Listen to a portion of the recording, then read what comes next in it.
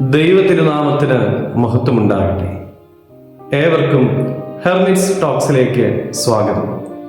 ഇത് ഹെർമിറ്റ്സ് ടോക്സിന്റെ 1117 ദിവസം. ഇന്നത്തെ പ്രഭാത ചിന്ത ശുദ്ധമുള്ള യോഹന്നാൻ 3-ാം അധ്യായം 21-ാമത്തെ തിരുവചനമാണ്.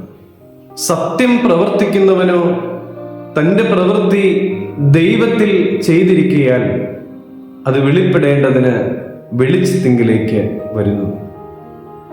ഒരു മനുഷ്യന്റെ ആത്മീയ ജീവിതത്തിലെ ഏറ്റവും വിലപിടിപ്പുള്ള ഒരു ചോദ്യമാണ്: ഞാൻ വെളിച്ചത്തിലാണോ അല്ലെങ്കിൽ ഇരുട്ടിലാണോ?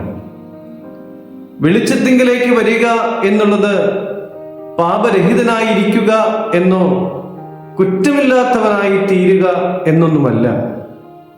തെറ്റുകൾ മറച്ചു വയ്ക്കാതെ ദൈവത്തിന് മുമ്പാകെ നിൽക്കുവാനും കർത്താവേ എന്നെ തിരുത്തണമേ എന്ന പ്രാർത്ഥനയോടെ സത്യം സ്വീകരിക്കുവാനുള്ള മനസ്സുണ്ടാവുക എന്നുള്ളതുമാണ്.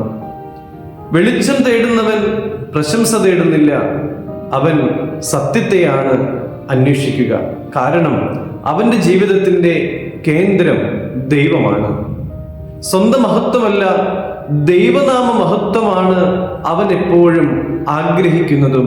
അതിനു വേണ്ടിയിട്ടായിരിക്കും അവൻ തൻ്റെ ജീവിതത്തിന്റെ പ്രവർത്തനങ്ങളൊക്കെയും ക്രമീകരിക്കുന്നതും.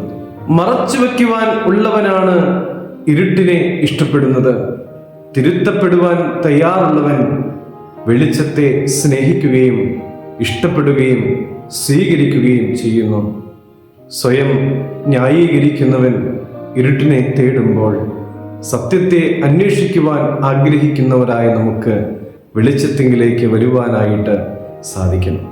അതിനുള്ള കൃപയ്ക്കായിട്ട് ദൈവസന്നിധിയിൽ നമുക്ക് പ്രാർത്ഥിക്കാം. ദൈവം അനുഗ്രഹിക്കട്ടെ.